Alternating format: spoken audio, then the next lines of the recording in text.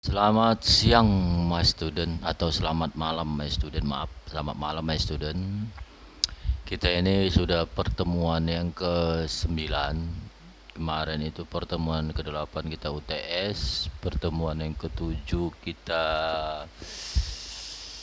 kuis. Hari ini yang pertemuan ke-9 my student, tinggal sedikit lagi akan berakhir semester ke saya. Baik, mata kuliah yang kita ambil hari ini adalah tentang dasar hukum pidana tutupan. Dasar hukum pidana tutupan dapat dikatakan pada Undang-Undang Nomor 20 Tahun 1946 ya. Berita negara yaitu tahun kedua nomor 24 ya. Dalam KUHP Indonesia yang diberlakukan berdasarkan Undang-Undang Nomor 1 Tahun 1946 yang ditetapkan pada tanggal 26 Februari 1946 di Yogyakarta. Pada saat itu ibu kota RI pada waktu itu di Yogyakarta, belum di Jakarta.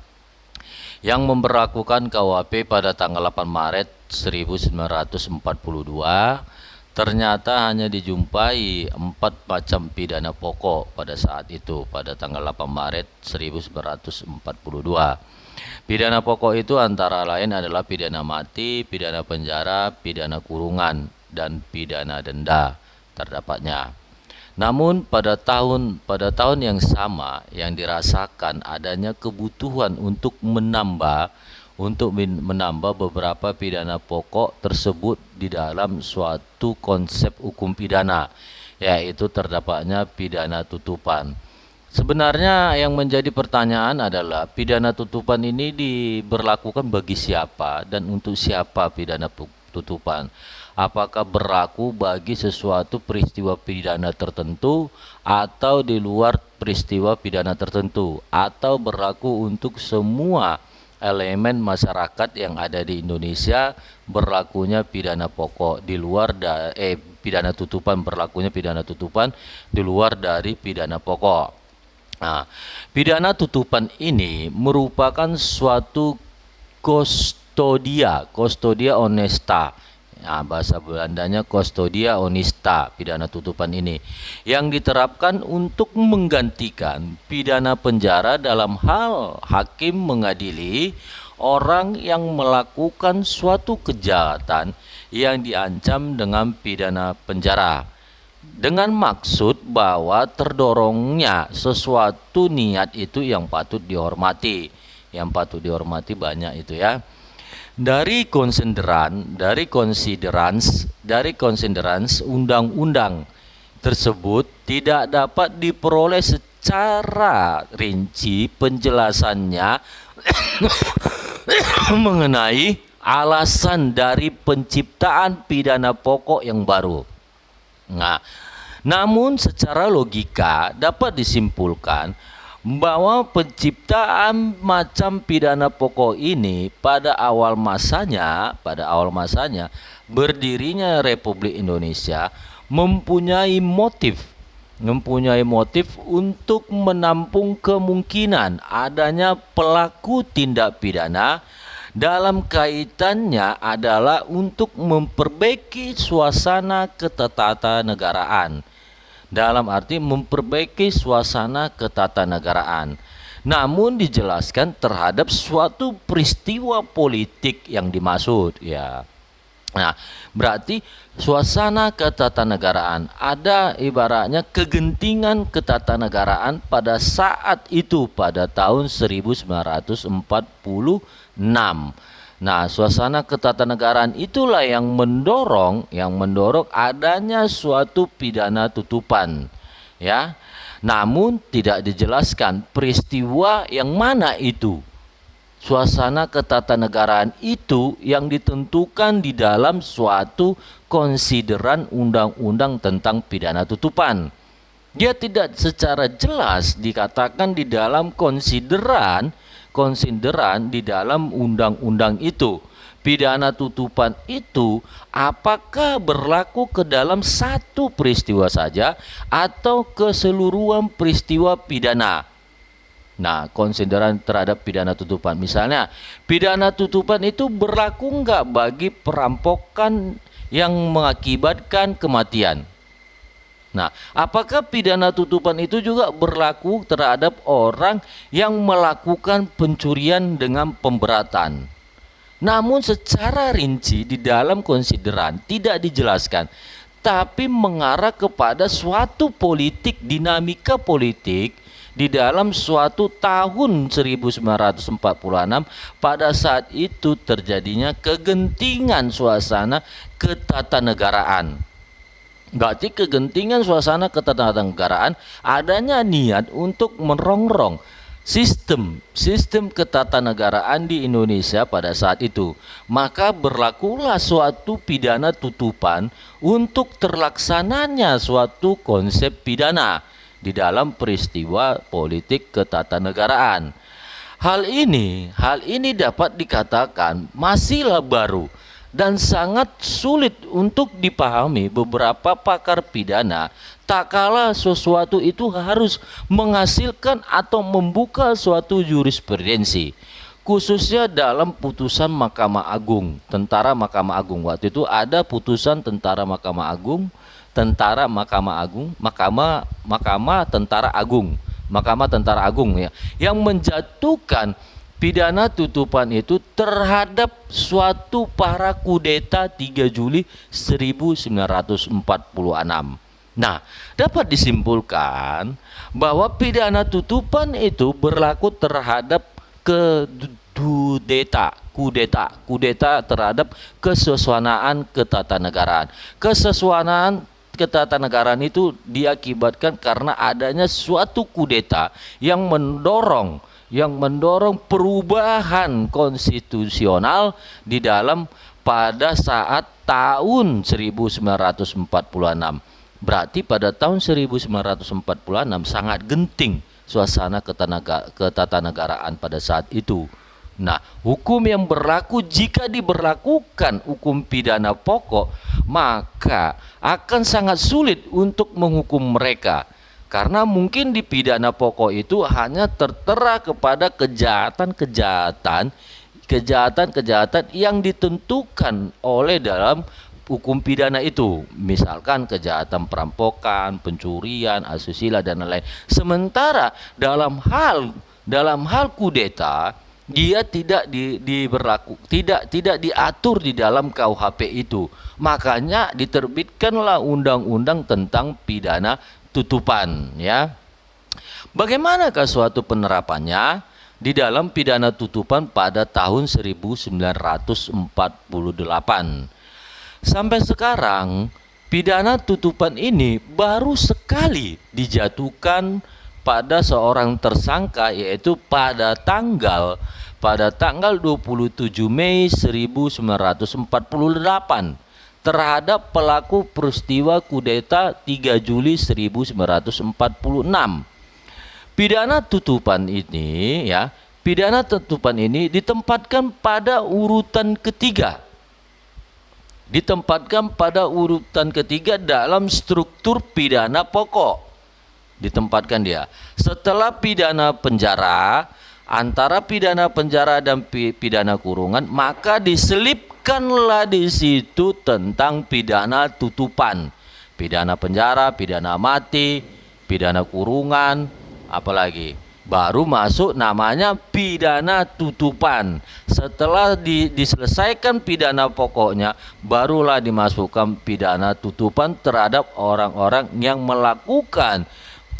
ingin melakukan perubahan tentang sistem ketatanegaraan yang ada di Indonesia pada tahun 1946. Nah, berdasarkan ketentuan itu, maka terdapat pada pasal 69 ayat 1 KUHP. Apabila tidak ditentukan demikian, maka jelas bertentangan dengan pasal 69 ayat 1 KUHP.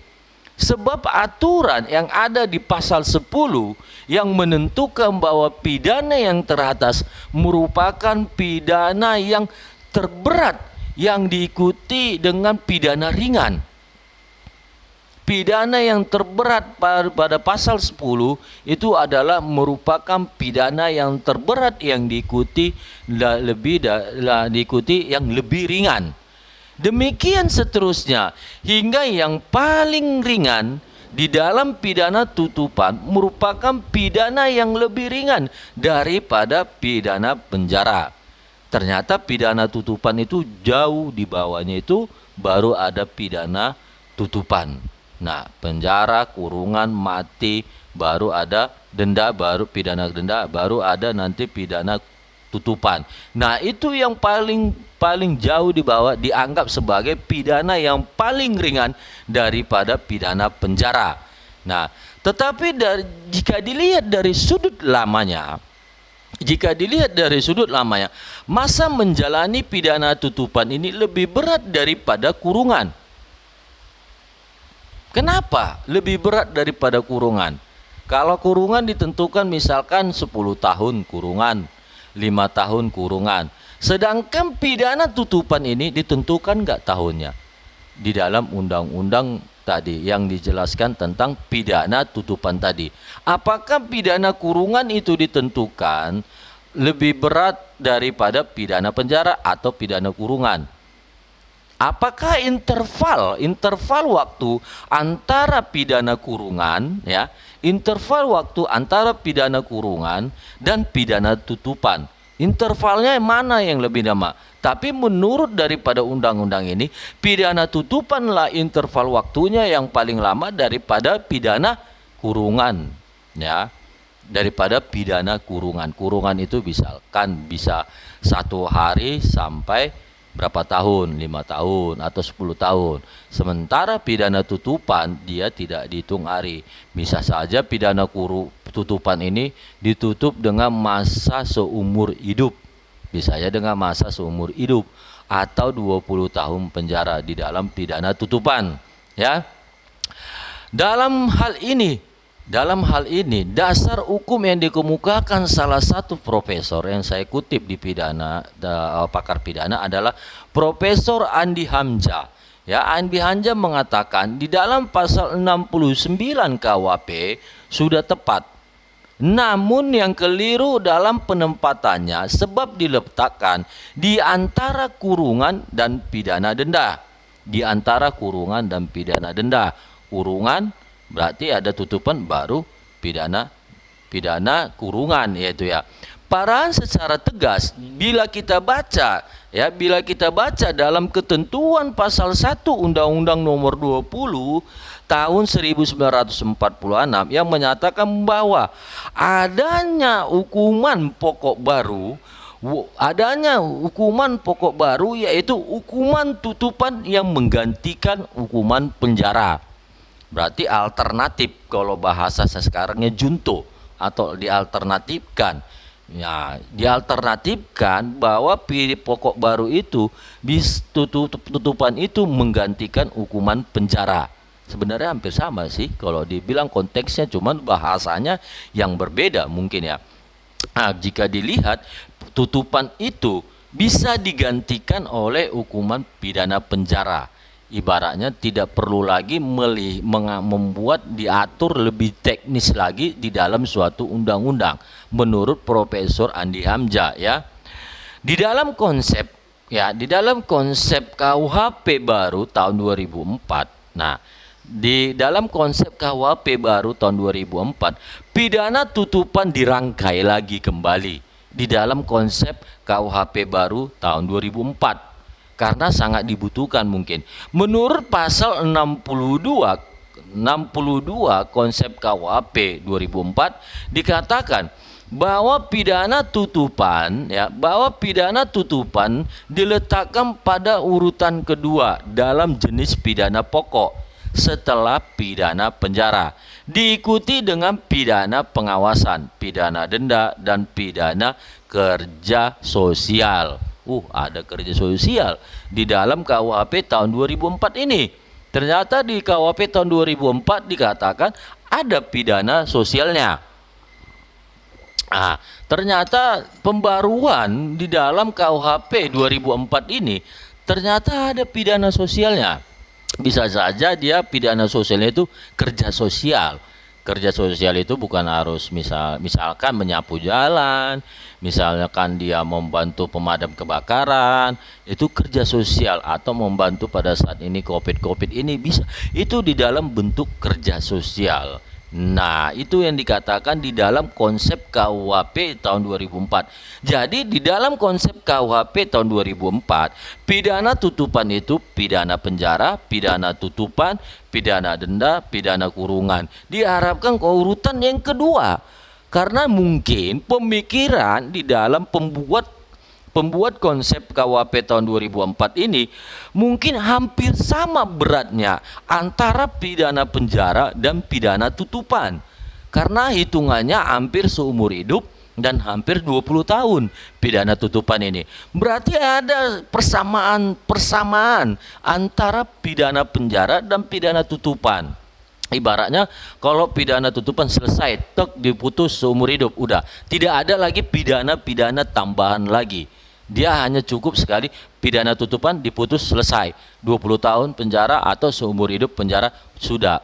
Termasuk di dalam ketika dia sebelum melakukan pidana tutupan ini dia melakukan kejahatan lagi, itu digabungkan menjadi satu, makanya dikatakan pidana tutupan, plek, selesai gitu loh. Tidak ada tambahan pidana lain yang bersangkutan terhadap yang lainnya. Nah, kembali lagi kita kepada historinya. Di dalam kedudukan tersebut ditegaskan dalam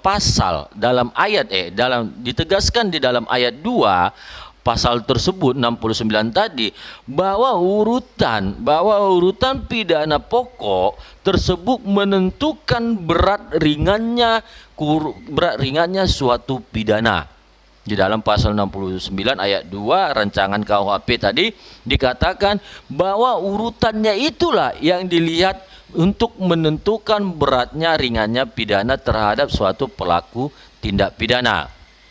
Kemudian terdapat lagi di dalam pasal 73 konsep KUHP tahun 2004 disebutkan orang yang melakukan tindak pidana yang diancam dengan pidana penjara mengingat keadaan pribadi perbuatannya yang dapat dijatuhi pada pidana tutupan.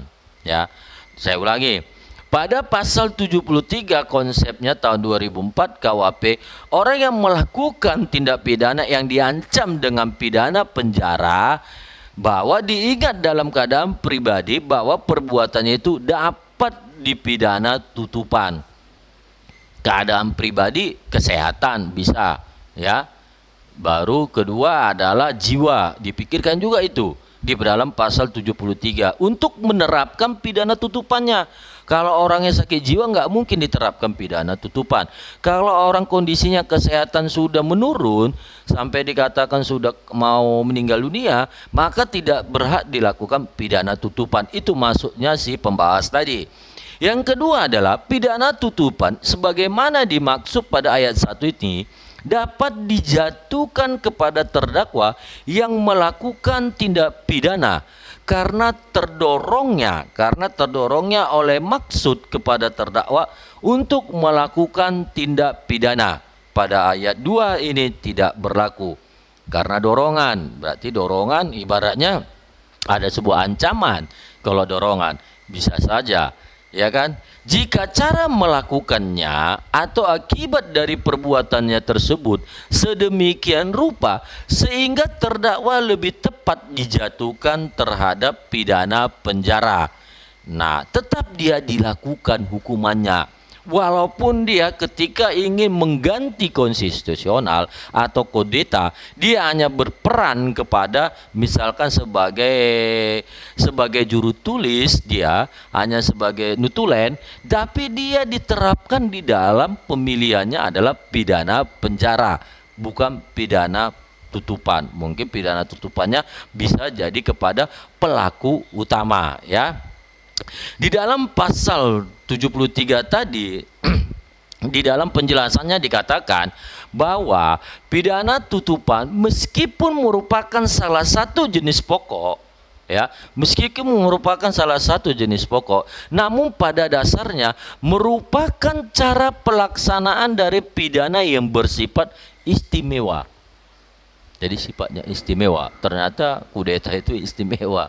Siapa yang mau ya, saya rasa tidak mau saya. Tapi yang lain tidak tahu. Nah, dalam arti bahwa itu dianggap sebagai keistimewaan, ya, tindak pidananya.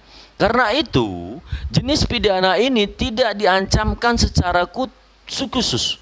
Tidak diancamkan secara khusus dalam suatu perumusan suatu tindak pidana.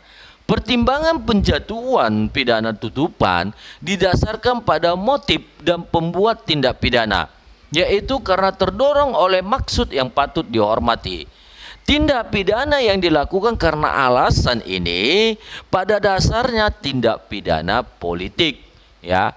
Maksudnya yang patut dihormati di sini harus ditentukan oleh hakim, harus termuat di dalam suatu pertimbangan khusus hakim sebelum menjatuhkan vonis terhadap terdakwa di dalam pidana tutupan tadi. Berarti jelas dikatakan bahwa seorang hakim di dalam ingin menjatuhkan pidana tutupan kepada seseorang, dia harus meratifikasi setiap perbuatan pidana yang dilakukannya tadi, sehingga hakim dapat memvonis, memberikan hukuman kepada tersangka maupun calon terdakwa tadi. Dia harus termuat di dalamnya. Karena apa? Dia ingin kudeta, alasan kudetanya apa? Ingin merubah konstitusional, alasannya apa? Dia harus secara terperinci dibuat hakim, sehingga bisalah dijatuhkan di dalam pidana tutupan kepada orang tersebut. Ya, itulah yang bisa saya berikan kepada my student. Silakan nanti menambah literatur lain. Nah, silakan menambah literatur lain. Seperti biasa, nanti saya kirim pertanyaannya, videonya Anda dengar, penjelasannya secara khusus. Nah, nanti tanggapan saudara merupakan bagian dari kehadiran saudara di dalam perkuliahan. Terima kasih my student, itulah pertemuan kita ke-9. Minggu depannya lagi pertemuan ke-10, 11 dan 12 tinggal selesai, tinggal sedikit lagi. Perbanyak ilmu pengetahuan. Terima kasih, salam sehat, salam hormat, jaga selalu kesehatan. Assalamualaikum.